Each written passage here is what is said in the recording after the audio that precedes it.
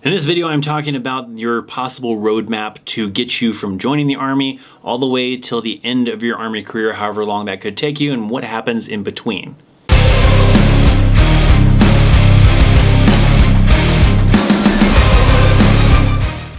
What's up, friends? Welcome to a new video. In this video, I'm going to be talking about your typical situation for active duty soldiers as far as what it looks like from start to finish of your Army career, whether that's one initial contract of 2-4 years, whatever, or all the way to retirement, whatever it might be, and what could happen in between. So this is kind of just your idea of what to expect, no matter how long your Army career is going to be, whether it's a short one or a long one. This is essentially the basic scenarios of what to expect. Not every single possible scenario, because there's a lot of variations, but your just average scenario as to what it's going to be like when you initially join up until you get out of the Army. So keep that in mind. I don't want to hear in the comments about, well, if you do this way, then this could do it this way. There's all sorts of variations that can happen. So just keep in mind, it's just an average, kind of map or path that you could potentially be going in.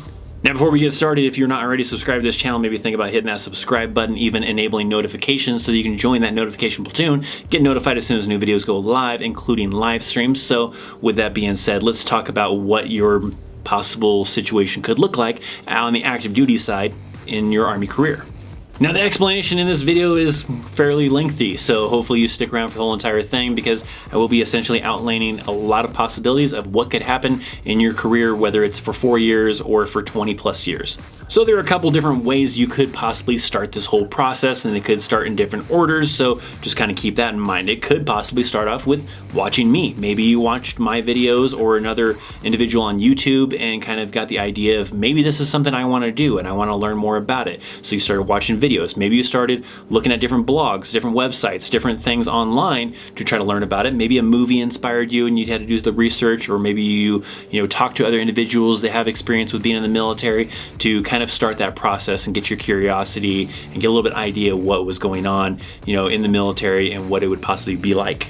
The next step for you could possibly be taking the ASVAB. You might be in high school, so they may offer that, and you might take the ASVAB while you're in high school. Now, the next step that comes after that could happen in the other, kind of get mixed around a little bit. It just kind of depends, but that's talking to a recruiter, because you could talk to a recruiter and then take the ASVAB, or you could take the ASVAB while in high school and then talk to a recruiter and kind of have them go over your scores and see what you could possibly qualify for and start getting some, official answers, because even though I might offer some great advice, or somebody else on YouTube or a blog or whatever might give you some great advice and give you some general ideas about the Army, the recruiter is kind of the official place to go to find out the official answer to your questions. But you go to that recruiter, find out about your options, and kind of get a little bit more info and try to find out what you need to do to get the process going to get into the Army and do what you want to do.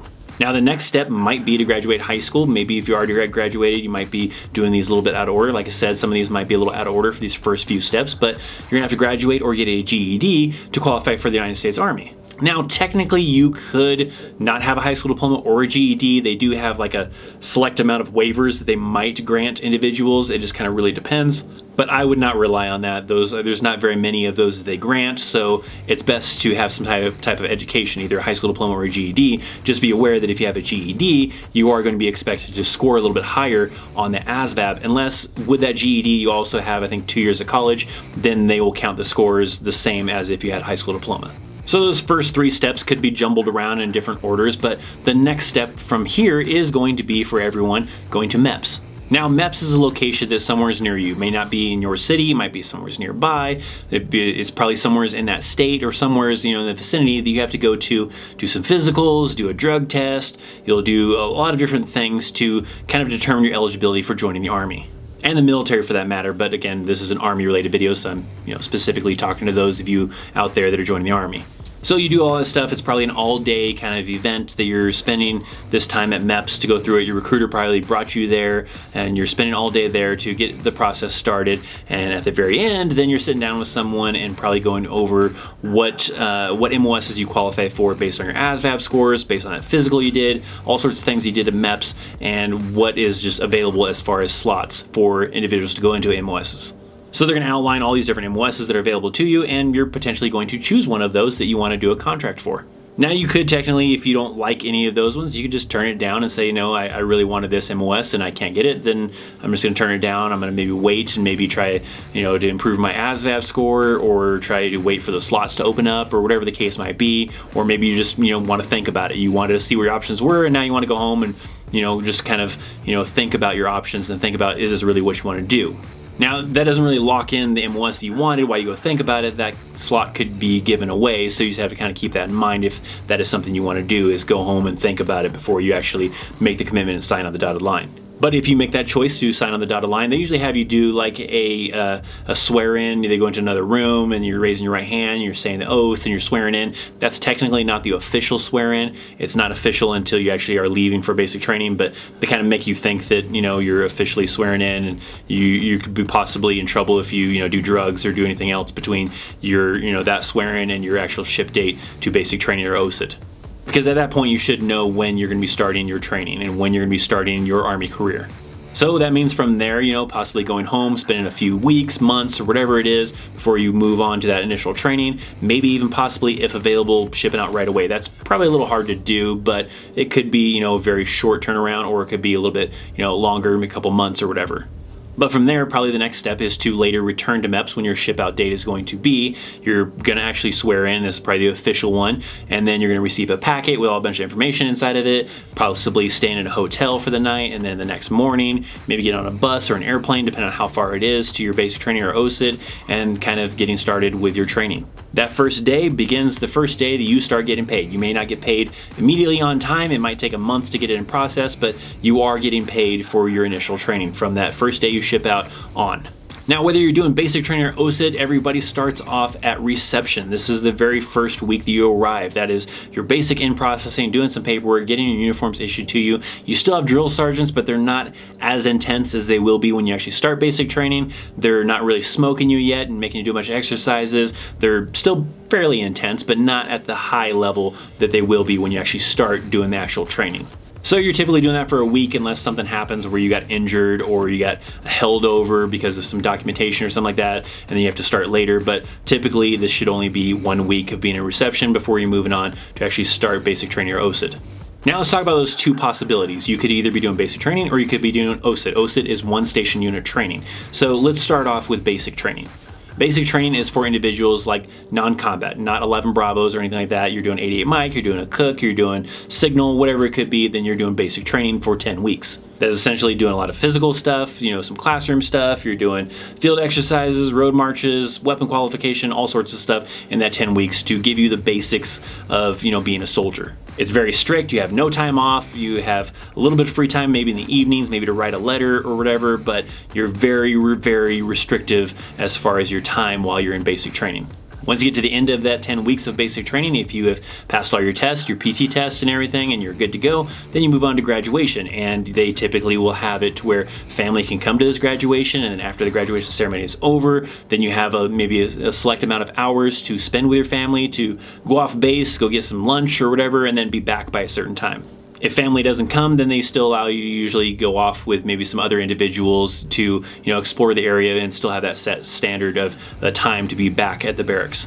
Now, before I move on to the next step, let's go back a little bit and let's talk about the OSUT. Again, OSUT, one station unit training, basically means that your basic training and the schooling for your MOS is all combined into one. This is what like 11 Bravos do, this is what MPs do, this is what combat engineers do. Several other MOSs do OSUT rather than basic training. And it's just combining everything together. So instead of basic training where you have multiple different MOSs doing the training all together, OSUT is all that same MOS doing the training all together. They're doing all that basic stuff, but they're also incorporating in there, training for whatever their job is. So OSUT will have different lengths of time, depending on what the MOS is, they have different lengths of OSUT that will determine how long you are there for.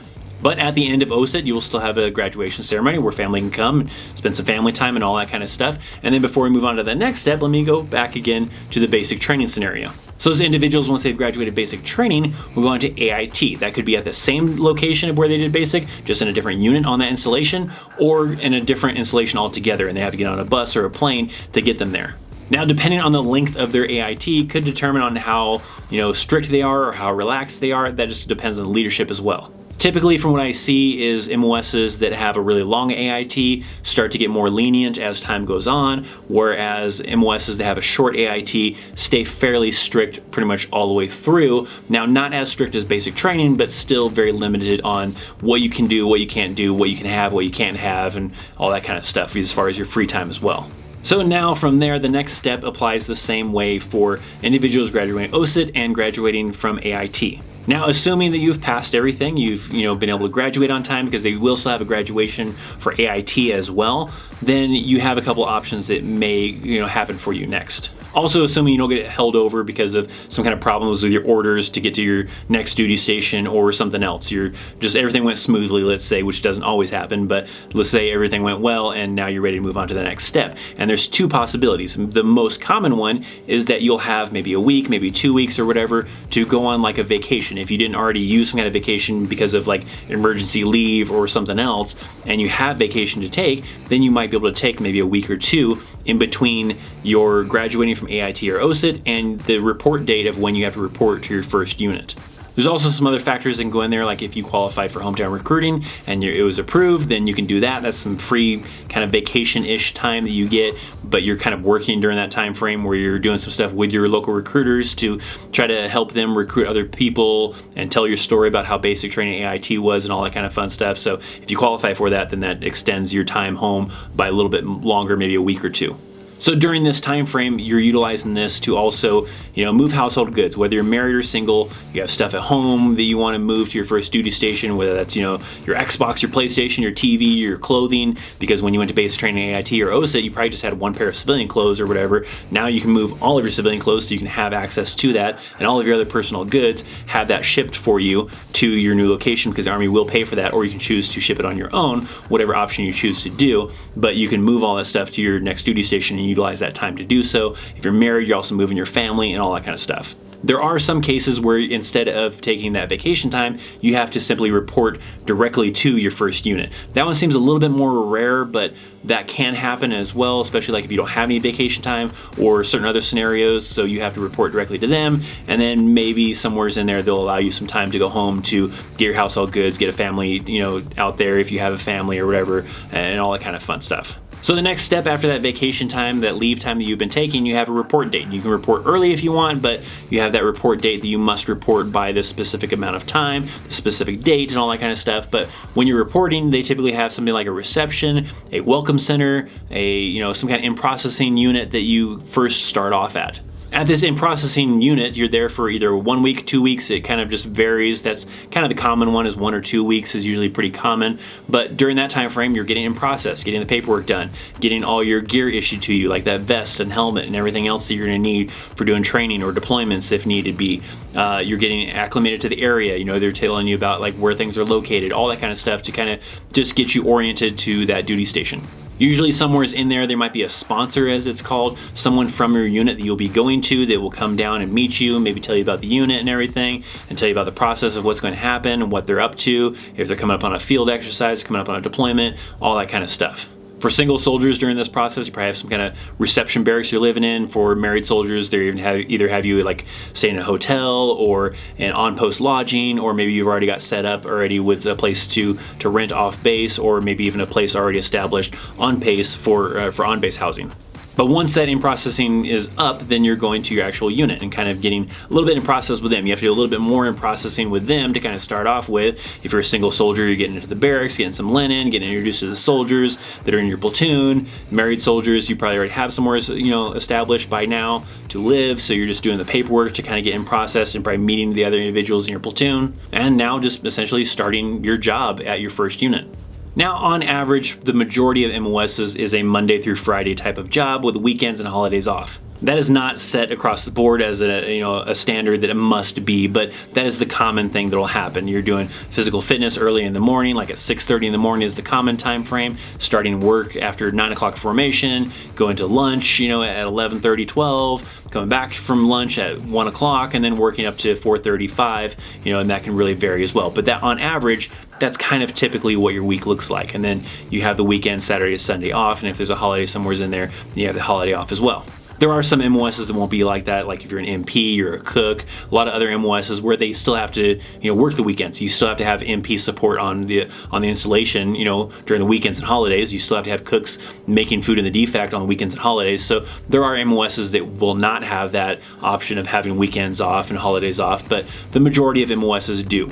And there are also a lot of other situations that may require you to work later than 5 o'clock, may require you to work the weekends because something is going on. So the average is being Monday through Friday, but it is not a guaranteed thing. That will really vary based on your unit, what the tempo is of that unit, and what it is that you're doing at that unit. Now, at some point in time while you're with that unit, you're probably gonna be doing some field exercises, gonna be doing some training. So you have maybe the week prior to training starting, you're doing some prep. You're getting vehicles ready, getting equipment ready and everything before you head out to the field. How often this can happen per year, that really can vary. You have some units where they're doing it like all the time, every other month, every month, whatever it might be. And then you have other units that rarely go to the field, maybe they only go a couple times a year. So there's no set standard on that. That really just depends on the unit and location sometimes as well, as far as how often you'll go to the field. Now, how long the field will last also varies as well. That could be a couple of days, it could be a week, it could be 2 weeks, it could be a whole month. It just really depends on what the training is and what it is you're going to be doing during that training as far as how long it might be. There are also some situations where you might do 2 weeks of training, but you got the weekends off and you got to come out of the field to do that. And then there's other situations where you'll just do 2 weeks straight. A lot of times units don't like to do more than 30 days because then if they do more than 30 days, they have to do the paperwork to have the married soldiers receive separation pay. Because if the married soldier is away from their family for more than 30 consecutive days, then they have to receive separation pay. While you're in the field, you could be staying in tents, you could be staying in your vehicle, you could be staying in some kind of barracks that they may have at these locations. That really just varies on the location of the training site that you're doing. A lot of that training will just be simply at your installation, be a dedicated training area on base, but there are also other situations where you'll go somewhere else for this training, like for the National Training Center in Fort Irwin, California. Once that field problem is over, however long it was, you have a recovery time frame of where you have to wash the vehicles if you have any, and then recover your equipment, and then probably do some other things to kind of get the transition from the field back to just your normal day-to-day job. Now, during select time frames during each year, you have opportunities to take vacation or take leave. Soldiers build up leave per pay period, but essentially if a soldier was to not take vacation for an entire year, they would have 30 days of vacation to be able to utilize. What units typically do is set specific blocks of time called block leave for when they want to try to encourage soldiers to take vacation. This is when they purposely, make sure that there's no training going on that they're going to miss, and then they encourage individuals to take leave for a week or 2 weeks or whatever during this time frame so that they're not going to miss out on any training. This is usually around 4th of July time frame, around Christmas, around major holidays, and different units will schedule different time frames as to when they want to do it. And there's usually several during each year. It's not just one during dedicated time each year. There's probably several different opportunities for individuals to utilize block leave if they have the leave to take or they want to take leave as well. You can request outside of that, but that just kind of depends on a lot of factors like what it is that's happening during that time frame. Maybe you wanted to take vacation to go get married, to go see a family member get married, or simply just do something you wanted to do, but it's not during a time that the unit allotted for block leave. So the unit has to look at what's going on during that time frame, if you can or cannot miss that, all that kind of stuff, and they'll either approve it or deny your leave. Also, at some point, this could still be within your first initial contract. You could possibly do a deployment. This deployment might be a combat deployment or it might be a non-combat deployment. Essentially, a deployment means that that entire unit moves from its home location to wherever it's supposed to be going. That could be in Europe, in Korea, it could be to a combat zone, whatever it is, but that entire unit picks up its stuff or all of its equipment and its individuals and moves to this location to do training or to do a mission. The time frame for these deployments can really just vary. It could be 6 months, it could be a year. It just really kind of depends on what it is the unit's mission is and what's going on. So if this is a non-combat deployment, then you have a lot more flexibility of free time and it's not quite as strict, it's not quite as stressful obviously. You're there to do some kind of training, maybe to work with some local nationals or just simply doing some kind of training in that environment. In those situations of having non-combat deployments, there's probably a good chance you'll probably get weekends and holidays off possibly, maybe be allowed to check out the local area depending on where the location is at, and a lot more flexibility compared to a combat deployment where you're not going to get that. You're going to get a little bit of time maybe in the evenings or whatever the case might be, based on your mission and stuff, but you're not gonna probably get a chance to just go and have like a weekend off to go explore the area or anything like that if it's a combat deployment. So once you're done with that deployment, whether it's a combat or non-combat deployment, you're coming back and you're kind of doing like a recovery kind of process of probably doing some classes, probably doing some medical screenings, all sorts of things to kind of recover from that deployment. Now there is a possibility of, even during that initial contract, of possibly PCS in some ways, which means you as an individual will be moving to another unit, which is most commonly at a different duty station. So this could be going from a duty station in the United States to a duty station overseas, or overseas to the United States, or just from one duty station in the United States to another duty station in the United States. There's no set time frame of when this could happen. It's not like a set of after 2 years at your duty station you'll move to here. This could easily be, you know, after 2 years, after 4 years, after 6 years, or just never happen at all. And you could spend your entire maybe like 4 or 5 year contract or whatever at one duty station. It really just depends on, you know, other units needing individuals in that MOS with this experience level, and, you know, other units being overstrength with this MOS at that experience level and needing to send those individuals to understrength units, and it just kind of just varies on a lot of factors. But if you're a married soldier doing this and it is a duty station where you're allowed to bring your family, then you'll be allowed to bring your family. You can move them, you know, you're doing that whole same process of moving everybody to that new duty assignment and getting settled in there, doing that first week of reception all over again and all that kind of stuff, and then starting the whole process possibly again with going to the field with them, maybe deployments, whatever, with that new unit. There are some situations where you're not allowed to bring your family with you. These are usually called hardship tours. So this means you can't bring your family with you. They're usually a little bit shorter though, something like maybe like 1 year, where you're having to spend 1 year maybe in Korea or something like that, and you're not allowed to bring your family with you, but you will still be allotted maybe some time to take leave to be able to visit them, so you're not spending 1 year straight without them. It's probably broken up somewhere in there. So now let's say it's nearing the end of that initial contract you signed, whether it was for 2 years, 4 years, 6 years, whatever it was. When you get 1 year out from the end of that contract, that is when your reenlistment window will open up. You'll start talking to your retention NCO to talk about options if that's something you want to do. But if it's not something you want to do and you don't want to stay in the Army, well, then you simply just start the process of getting out. That can usually start at 1 year out, sometimes 2, where you start doing these ACAP classes to kind of build resumes and learn how that works, and different other classes to kind of, you know, set you up for success, hopefully, in your civilian life after you get out of the Army.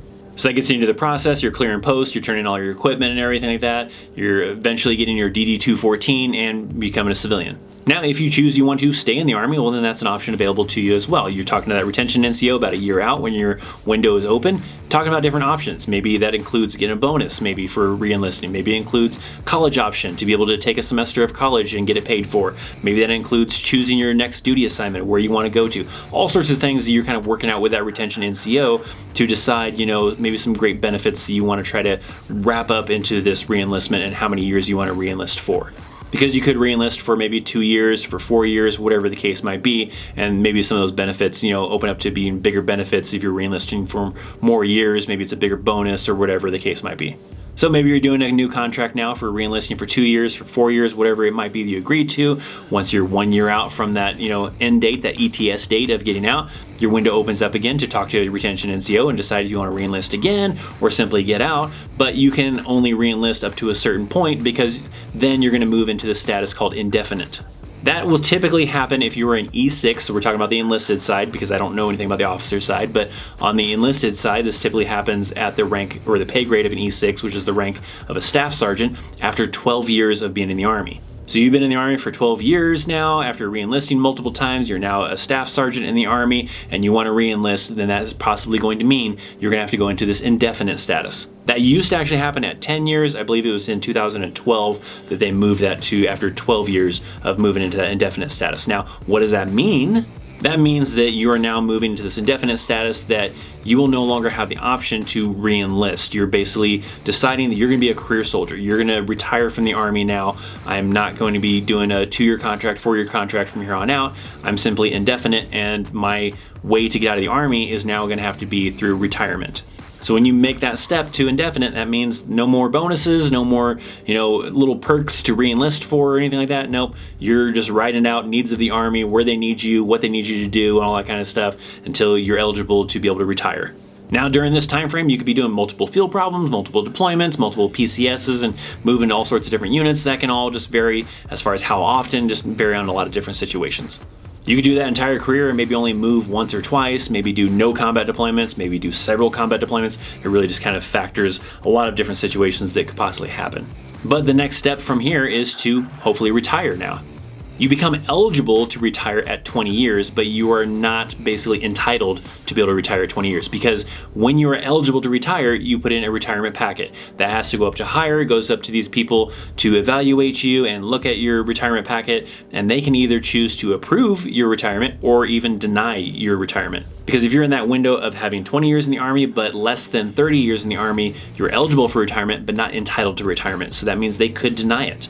Most situations I've seen, if individuals try to put in for retirement, right at 20 years, 21 years, a lot of times I see it get denied. Factors that kind of go into that is they look at, who you are, what position you're in, what you're doing, what MOS you're in. Do they need individuals in your position to stay there and keep doing it for a little bit longer, then wait for some other individuals to move up in rank to kind of catch up, to be able to replace you, kind of a thing, or what is the situation? Usually individuals that I have seen, not always, but most of the individuals I've seen that are able to retire maybe like right at 20 years or something like that is because maybe they're injured or maybe other situations that did grant them to retire early on, right at 20 years. Most people that I know that have retired from the Army have done like 24, 25, 28 years in the Army, and then were granted retirement. Also, along with that, it does determine your benefits level. If you're retiring right at 20, that's the bare minimum of benefits, where if you do, say, 28, then that's a little bit more benefits than you would get if simply retiring at 20 years. So keep that in mind too. A little bit longer past 20 years you do, the more benefits you receive. Possibly at some point in time on this channel, I'll do a video on how retirement benefits work currently, because it is not the way it used to be. It used to be that no matter how old you were, if you put in for retirement after 20 years and it got approved, then you started receiving that pension, that paycheck. The percentage depended on how many years you did in the Army as to how much of a percentage of your paycheck you would receive, but you'd receive that upon retirement. It doesn't quite work that way anymore. There's a lot of different factors. A lot of people say it's kind of more like a 401k that you're kind of paying into, and then you still don't actually start receiving those benefits until you reach the age of 65. But there's a couple of different options that they have available for soldiers nowadays that are going to stay in for 20 plus years and retire.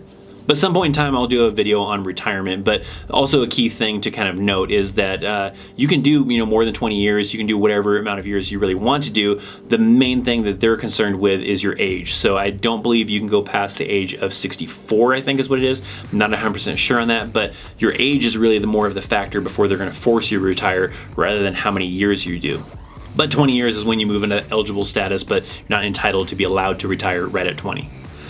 Whew, all right, so there you go. Hopefully you stuck around for that entire video. I believe it's probably pretty lengthy. So, if you're interested in what your possibility of, options and everything that could happen maybe in your Army career, whether it's short or long, hopefully this gave you some great insight to it. If you have some more questions, some additional things that you want to know about, drop those down in the comment section. If you have some things you want to talk about or whatever, maybe you're someone who did 4 years or 20 plus years or whatever, and some things you want to kind of share with other people, then drop those down in the comments as well. So if you enjoyed this video, make sure you slap a like on it. Check out some recommended videos over here. I got links down in the description to P.O. boxes, social media, all sorts of awesome, amazing stuff. Thank you so much for watching. I'm ThatChrisChaos, and I will see you next time. See ya.